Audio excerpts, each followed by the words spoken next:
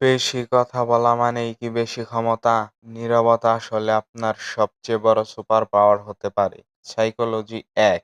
মনোযোগ ও জ্ঞান। মনোবিজ্ঞানীরা বলেন, চুপ থাকা মস্তিষ্কের ফোকাস বাড়ায়। আপনি যখন কথা বলেন না, তখন আপনার মন বাইরের আওয়াজ থেকে মুক্ত হয়ে ভেতরের তথ্য প্রসেস করতে পারে। এটা জ্ঞানের দরজা খুলে দেয়। সাইকোলজি ২. রাগের মুহূর্তে চুপ থাকুন। নীরবতা আপনাকে আবেগকে নিয়ন্ত্রণ করার সুযোগ দেয়। তাড়াহুড়োয় ভুল কথা বলে ফেলার সুযোগ কমে যায়। এতে আপনার আত্মবিশ্বাসও বাড়ে, কারণ আপনি নিজের উপর নিয়ন্ত্রণ প্রতিষ্ঠা করতে পারেন।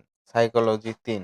অন্যের মনোযোগ। সবসময় কথা বললে আপনার গুরুত্ব কমে যায়, কিন্তু যখন আপনি প্রয়োজন ছাড়া মুখ খুলেন না, মানুষ আপনার কথা শোনার জন্য অপেক্ষা করে। আপনার নীরবতা অন্যদের কৌতূহলী করে তোলে। আপনার কথার গুরুত্ব কয়েক গুণ বেড়ে যায়।